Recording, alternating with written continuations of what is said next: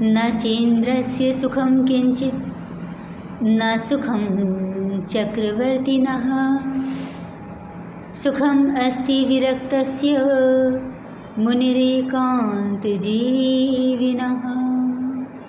मुनिरेकान्तजीविनः।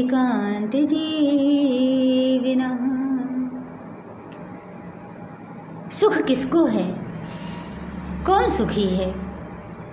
इस सारे संसार में देखो तो कोई ऐसा व्यक्ति नहीं जिसको दुख ना हो, क्योंकि इस संसार को दुखालय कहा गया है, दुख का घर।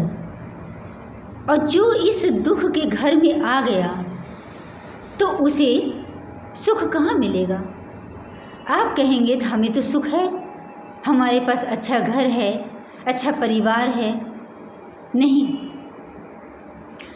सुख उसे कहते हैं जो सदा रहे। वह सुख नहीं है जो क्षणिक सुख हो। सुख का अर्थ है कि जो सदा रहे। और ऐसा कौन सा सुख है जो सदा रहने वाला है? किसी के पास अपार धन है, इतना धन है कि उसकी 100 पीढ़ियां खा सकती हैं, लेकिन उसके उपरांत क्या वो व्यक्ति सुखी है? नहीं सुखी है।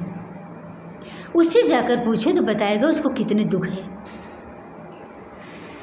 तो न चेन्द्र से सुखम किंचित, कहते हैं कि इंद्रदेव जो स्वर्ग के राजा हैं उनको भी सुख नहीं है। उनको भी भय बना रहता है कि न जाने कब राक्षस आ जाएं, दैत्य आ जाएं, आक्रमण कर दें और हमारा सिंहासन चला जाए। हर पल हर क्षण उनको इस बात की बड़ी चिंता रहती है।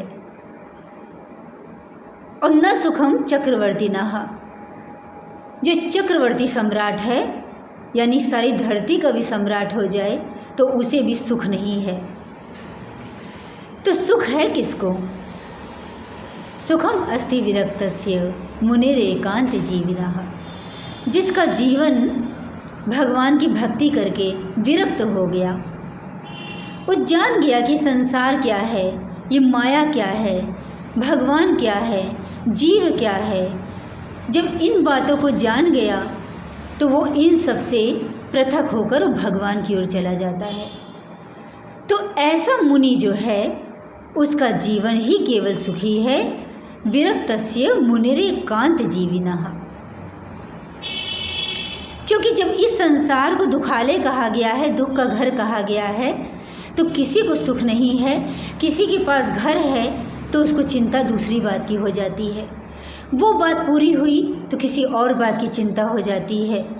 किसी को अपना करियर बनाना है, किसी को भविष्य की चिंता है, तो किसी को संतान नहीं है उस बात की चिंता है। संतान हो गई तो उसके विवाह की चिंता है, विवाह हो गया तो उसके संतान क्यों नहीं हो रही।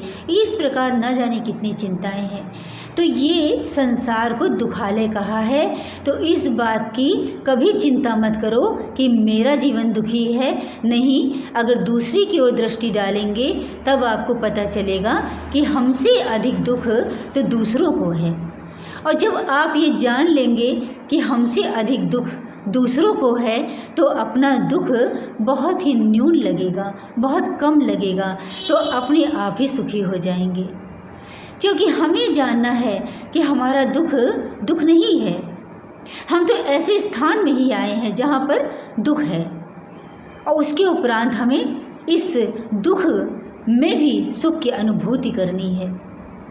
सुख को पाना है, और कैसे पाना है? भगवान की ओर जाकर। जब तक हम भगवान की ओर मन को नहीं ले जाएंगे, हमारे जीवन से दुख जाने वाला नहीं है। जब हमारा मन भगवान की ओर जाता है तभी हमें सुख की प्राप्ति होती है। आप देखेंगे जो भगवान की ओर जाते हैं, जो भगवान का भजन करते हैं, सदैव प्रसन्न रहते हैं। उनके जीवन में क्या दुख नहीं होता? होता है, लेकिन वे उस दुख को भी सुख में परिवर्तित कर देते हैं। क्योंकि जो भगवान की ओर चला गया, भगवान से जुड़ गया, तो वो भगवान की जिम्मेदारी बन जाती है। भगवान उसके जीवन का निर्वाह करते हैं तो उसके दुख को भी सुख में परिवर्तित कर देते हैं। इसलिए कभी भी अपने दुख से घबराना नहीं चाहिए, और हमें विचार करना चाहिए कि भगवान ने जीवन दिया है तो इस जीवन को भगवान ही संभालेंगे, लेकिन हमें करना क्या है, भगवान की ओर जाना है। क्योंकि जो हम संसार की ओर जा रहे हैं वही तो दुख है। तो उस दुख से हटकर बस हमें अपना मार्ग बदलना है, भगवान की ओर जाना है। भगवान की ओर जैसे ही जाएंगे हमारे जीवन भी सुखी हो जाएगा, हमारे जीवन में भी सुख आ जाएगा, दुख से छूट जाएंगे। क्योंकि सब दुखी हैं, कोई सुखी नहीं है, केवल उसी का जीवन सुखी है जो भगवान का हो गया।